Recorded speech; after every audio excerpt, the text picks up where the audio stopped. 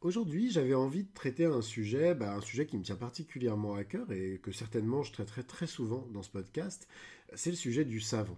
Alors il faut savoir, pour ceux qui ne me connaissent pas, que je suis un passionné de savon, que le savon a été, le fait de fabriquer du savon, ça a été une des premières activités qui m'a fait prendre conscience que j'étais capable de fabriquer des choses avec mes mains et que j'ai même eu ma propre savonnerie, savonnerie que j'ai fermée aujourd'hui. Je reviendrai sans doute dans ce podcast sur les raisons de cette fermeture. Mais en tout cas, encore aujourd'hui, le savon, c'est vraiment quelque chose qui me passionne, qui me plaît, qui me fait vibrer. Et c'est pour ça qu'aujourd'hui, j'avais envie de traiter une question qu'on me pose très souvent dès qu'il s'agit de fabrication de savon. C'est comment arriver à formuler un savon qui soit à la fois et doux, et qui mousse, et qui dure très longtemps. En ce qui me concerne, j'ai toujours fabriqué deux types de savons. C'est des savons soit saponifiés à froid, soit saponifiés au chaudron, c'est-à-dire saponifiés à chaud. Alors bien sûr, fabriqués de manière artisanale. Et ces savons, alors que ce soit les miens ou ceux de savonnerie artisanale, comme j'ai pu moi aussi les fabriquer lorsque j'avais ma propre savonnerie, c'est vraiment des savons qui sont excellents pour la peau, y compris pour les peaux très sensibles ou les peaux atopiques. Par contre, tous ces savons, ils ont un défaut principal, et c'est un défaut qui est assez récurrent, qu'on retrouve de manière assez récurrente chez tous les utilisateurs de savons saponifiés à froid ou saponifiés à chaud de manière artisanale, c'est que c'est des savons qui fondent souvent beaucoup trop rapidement, et en tout cas beaucoup plus rapidement que les savons industriels. Et c'est d'ailleurs pour ça que beaucoup des utilisateurs préfèrent par exemple utiliser du savon de Marseille. Je, ré- je- pour vraiment bien se rendre compte, aujourd'hui le savon de Marseille, c'est un savon de ménage, c'est pas du tout un savon qui est adapté pour la peau, même si on peut l'utiliser pour se laver, mais c'est un savon qui a tendance à assécher la peau. Mais beaucoup de personnes préfèrent utiliser du savon de Marseille, tout simplement parce qu'il dure plus longtemps et que donc à partir de là, il est beaucoup plus économique. Très clairement, si les savons artisanaux fondent rapidement, il y a deux raisons principales. La première, c'est que le savon n'a pas séché suffisamment. En fait, il faut savoir que pour qu'un savon soit utilisable, donc utilisable ou commercialisable, il faut qu'il ait passé une période de sèche qu'on appelle la cure. Et si on n'a pas passé cette période de sèche ou de cure, c'est une période qui dure entre 3 et 4 semaines, et ben le savon, il n'est pas suffisamment dur. C'est souvent ce que vous pouvez avoir si vous allez acheter un savon et que, vous savez, quand vous appuyez dessus, votre doigt s'enfonce. Normalement, votre doigt, il ne doit pas s'enfoncer dans le savon. Et à partir de là, ça veut dire que le savon n'a pas séché suffisamment et donc qu'il va fondre très rapidement. Et puis la deuxième raison, c'est que la formule du savon, elle est mal équilibrée. Pourtant, pour avoir une très bonne formule de savon, il suffit de respecter des règles très simples, notamment faire le bon choix des huiles. Et puis, il y a aussi des ingrédients qui sont naturels et qui vont permettre de renforcer la dureté du savon. Donc dans cet épisode, je vais vous expliquer comment formuler un savon qui soit doux, qui mousse, qui dure longtemps. Et puis en prime, je vais vous donner une super recette qui va vous combler, tant elle est simple et puis elle est incroyable à utiliser au quotidien. Moi personnellement, c'est une recette que j'adore, même si j'en fais plein d'autres. Mais c'est vraiment quelque chose qui reste un must dans ma salle de bain. Cette recette, alors vous m'excuserez pour le nom pourri, mais je l'ai appelé le savon top mousse parce que très clairement, vous allez avoir avec ce savon une mousse extraordinaire. Premièrement, et ça c'est vraiment un élément essentiel à avoir en tête quand on formule un savon, il y a une règle en savonnerie qui permet justement d'avoir un savon qui soit dur. C'est la règle des 50% de gras dur.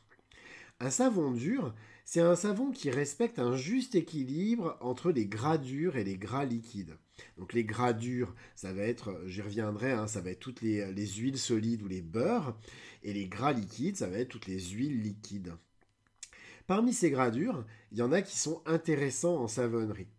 Or, bien sûr, l'huile de palme, même si l'huile de palme, c'est une huile qui est extraordinaire pour fabriquer des savons, pour des raisons évidentes, je plébisciterai pas l'huile de palme qui, forcément, même cultivée de manière éthique, euh, favorise l'utilisation d'huile de palme en général. Donc, parmi ces gras durs, on peut trouver différents gras qui sont vraiment intéressants en savonnerie. Premièrement, c'est l'huile de noix de coco. C'est vraiment une huile qui est intéressante en savonnerie parce qu'elle apporte non seulement de la dureté, mais elle apporte aussi de la mousse, et beaucoup de mousse.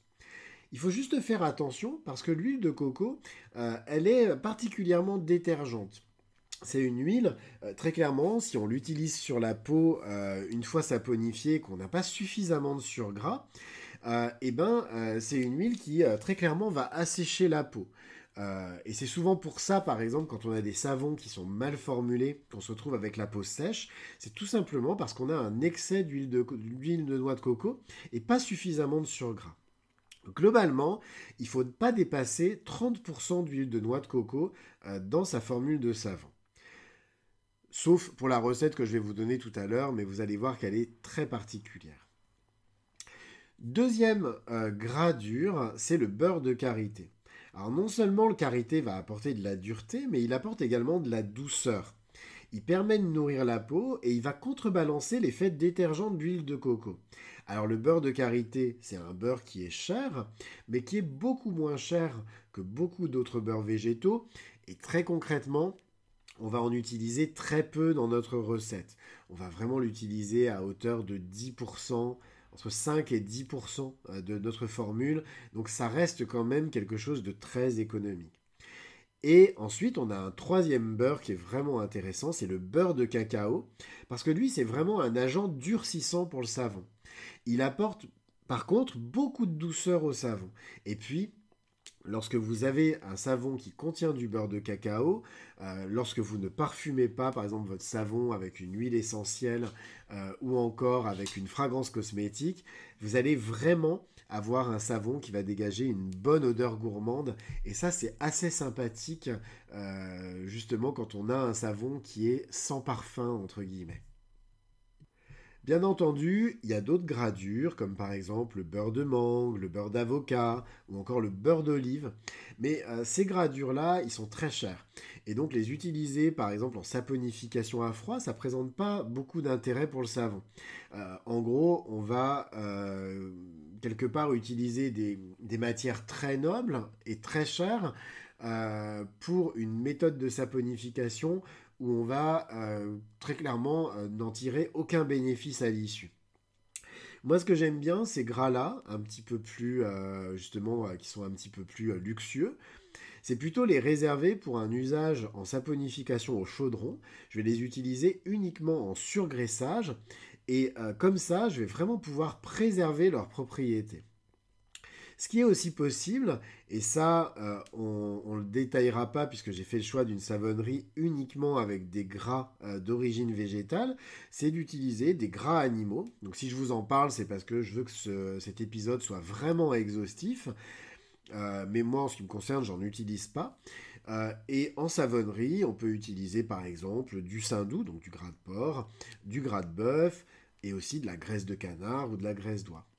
Mais très clairement, pour des raisons éthiques évidentes, un petit peu comme l'huile de palme, c'est pas des gras que je vais utiliser pour fabriquer mes savons. Mais après, je vous le mentionne, chacun fait ce qu'il veut et chacun fait en fonction aussi des ressources qu'il peut avoir. Au-delà des gras durs, il y a aussi des huiles liquides qui apportent de la dureté au savon. Parmi elles, on peut trouver 4 huiles que moi je trouve particulièrement intéressantes. La première, c'est tout simplement l'huile d'olive. Un savon qui serait fabriqué avec 100% d'huile d'olive, ça existe, c'est le savon de Castille, c'est certainement un des savons les plus durs qui soit et quasi inusable. Par contre, c'est un savon qui mousse très très très très peu. Ce qui est intéressant par contre avec l'huile d'olive, comme je l'ai déjà dit, c'est que c'est vraiment une huile qui apporte beaucoup de douceur au savon. Ensuite, vous avez une deuxième huile, c'est l'huile de tournesol qu'on appelle eau oléique. Alors c'est une huile très spécifique qui est utilisée en cuisine. On la trouve par exemple dans les magasins bio sous l'appellation huile de friture et qui est assez intéressante parce qu'elle possède des propriétés très similaires à l'huile d'olive, tout simplement parce qu'elle est très très riche en acide oléique. En gros, elle a une teneur en acide oléique qui est supérieure à 80%. Attention par contre à ne pas confondre avec l'huile de tournesol classique, parce que l'huile de tournesol classique vierge, elle est pauvre en acide oléique, alors cette huile de tournesol classique, elle va certes apporter de la douceur, par contre elle va pas du tout avoir le même effet en savonnerie, c'est-à-dire le fait d'apporter de la dureté par exemple au savon. On a aussi l'huile d'arachide. Moi, c'est une huile que j'aime bien. Déjà parce qu'elle apporte de la dureté, de la douceur. Et puis, par contre, c'est une huile qui est intéressante parce qu'elle est très économique. Par contre, il y a des risques d'allergie. Donc, il faut être attentif à ça lorsqu'on utilise de l'huile d'arachide dans un savon. Et puis, enfin, il y a une huile que j'aime particulièrement, c'est l'huile de sonderie. C'est une huile qui est très riche en acide palmitique. Acide palmitique qu'on retrouve justement dans l'huile de palme. C'est une huile qui est fabriquée en fait avec vraiment l'écorce du riz. Si vous prenez par exemple du riz complet, vous avez une écorce et en fait cette écorce qui est enlevée, qui fait qu'ensuite on obtient du riz blanc, elle est conservée et ensuite c'est à partir de cette écorce qu'on fabrique l'huile de sonderie. Ce qui est intéressant, c'est qu'elle possède des propriétés très proches à celles de l'huile de palme en savonnerie, mais sans les mêmes impacts écologiques. Typiquement, on trouve de l'huile de sonderie qui est fabriquée en France, en Camargue par exemple. Il faut savoir que la Camargue est un producteur de riz important. Et ben, on retrouve de l'huile de sonderie française fabriquée en Camargue. Cette huile, bien sûr, elle est assez coûteuse si vous décidez de l'acheter en version bio, en version française, mais néanmoins, utilisée à très petite dose, elle va vraiment apporter quelque chose de très intéressant à votre savon. Ces 4 huiles, c'est un mince échantillon des huiles qui peuvent être utilisées en savonnerie, parce que comme je le dis souvent, tous les gras sont saponifiables, comme je l'ai dit tout à l'heure, même les gras animaux peuvent être saponifiables, même notre propre gras pourrait l'être. Pour ceux qui se rappellent du film Fight Club, c'était très clairement l'enjeu. Il y avait une fabrique de savon où on fabriquait des savons à partir de gras humains. Donc tous les gras sont saponifiables, mais en tout cas, ces 4 huiles, c'est vraiment des huiles qui vont vous vraiment apporter de la dureté et puis en même temps des belles qualités de douceur, etc. à votre savon fini. Au-delà des huiles, c'est également possible d'effectuer dans votre savon certains ajouts qui vont permettre de renforcer la dureté de votre savon. Et ces ajouts, moi je vous en ai listé 5, alors il y en a peut-être d'autres, si vous en avez d'autres, n'hésitez pas à me les communiquer, mais je vous ai mis les 5 principaux. Le premier, c'est le lactate de sodium. Alors même si ce nom, il peut faire peur, c'est un produit naturel qui est issu de la réaction de la lessive de soude, donc la lessive de soude caustique, avec de l'acide lactique. Donc, il n'y a aucun gros produit chimique, etc. On est vraiment sur un produit qu'on peut tout simplement fabriquer chez soi. En ce qui me concerne, je le fabrique moi-même. C'est beaucoup plus économique que de l'acheter dans le commerce. Et je reste en plus comme ça dans cet objectif de frugalité. Attention par contre à le doser correctement pour obtenir des savons qui soient bien durs. Moi je vous conseille de ne pas dépasser les 3% d'acide lactique par rapport au poids des huiles. Tout simplement parce qu'au-delà, vous risqueriez d'avoir un savon friable qui serait compliqué à découper. Le deuxième ingrédient, c'est l'acide stéarique. Alors là aussi, on a un nom qui peut faire un petit peu peur. Donc l'acide stéarique, excusez-moi.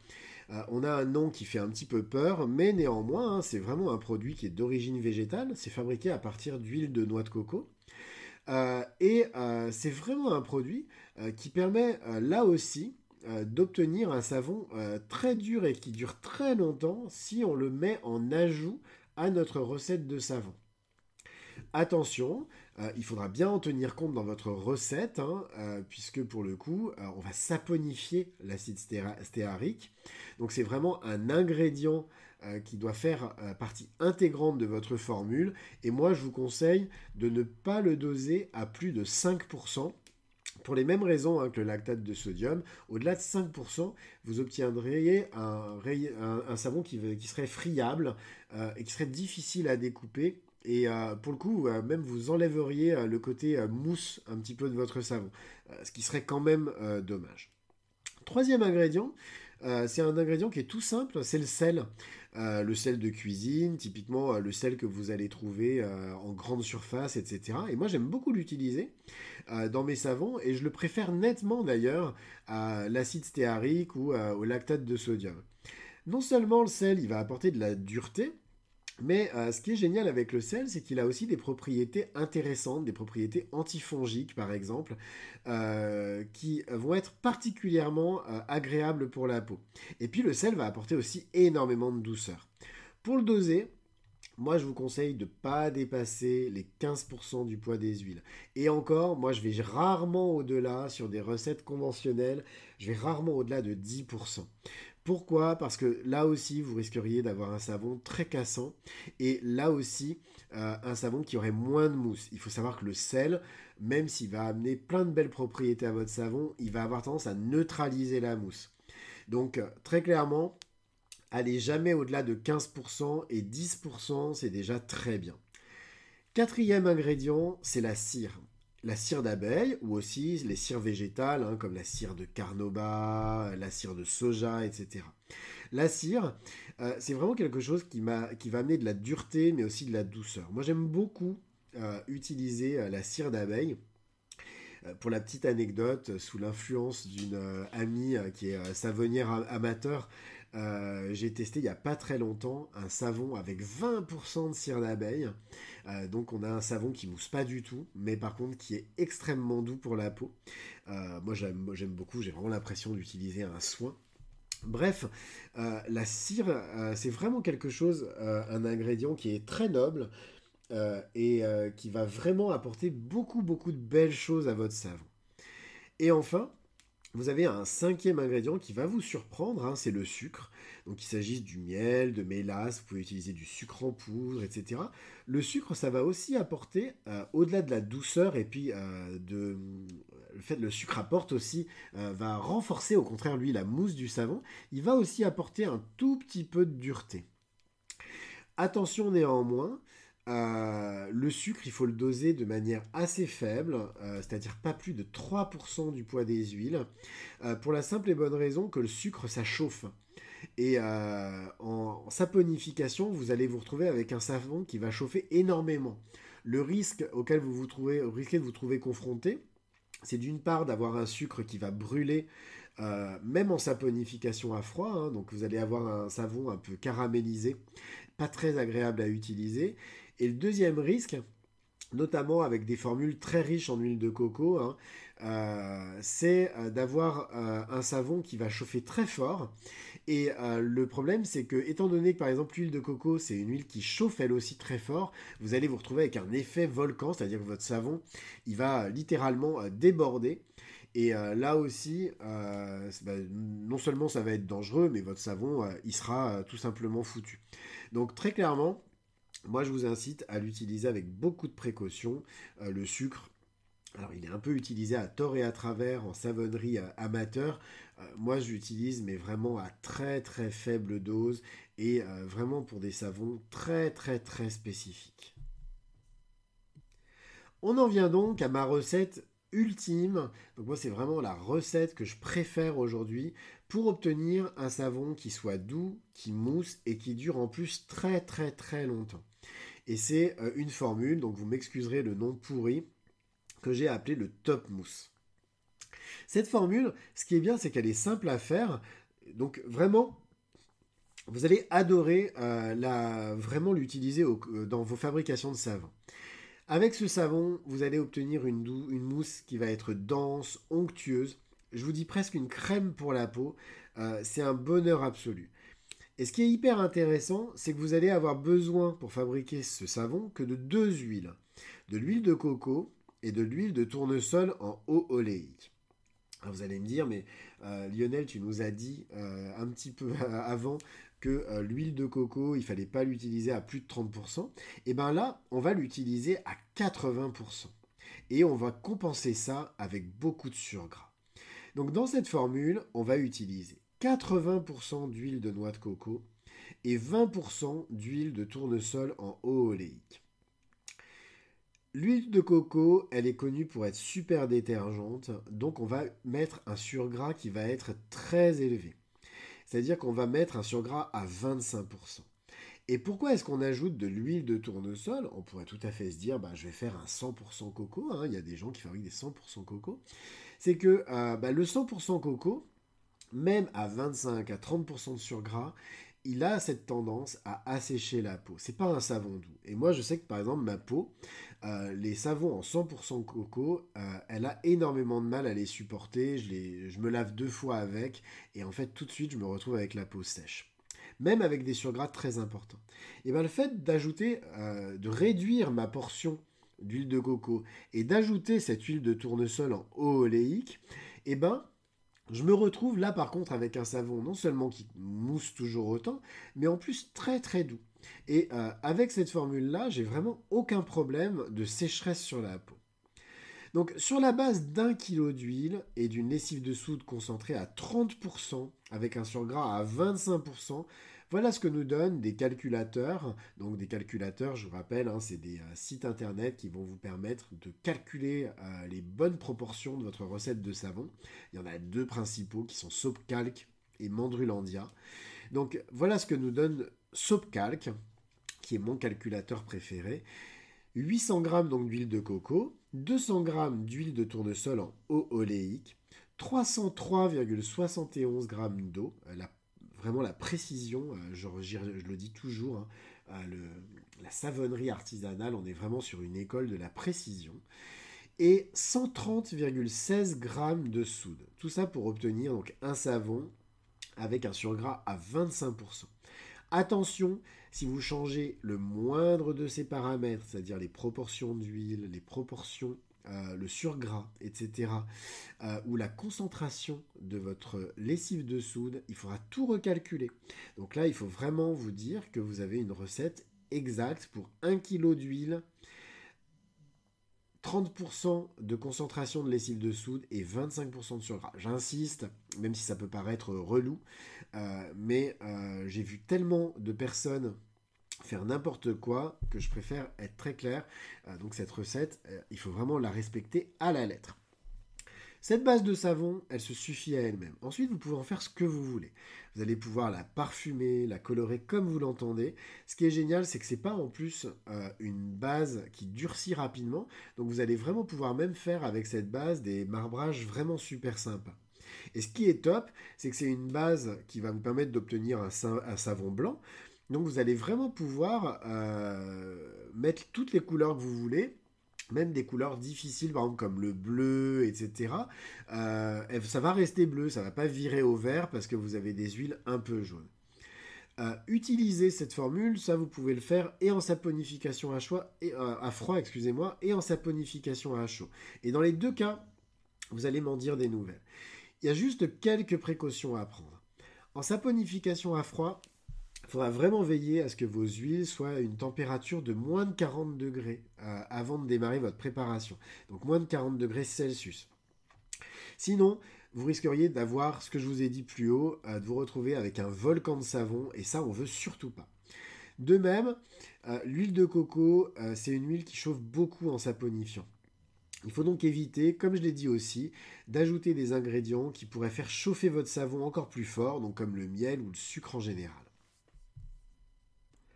Voilà donc un échantillon de tout ce que vous allez pouvoir faire pour avoir dans votre savon de la dureté, de la douceur et surtout plein de mousse parce qu'on adore la mousse.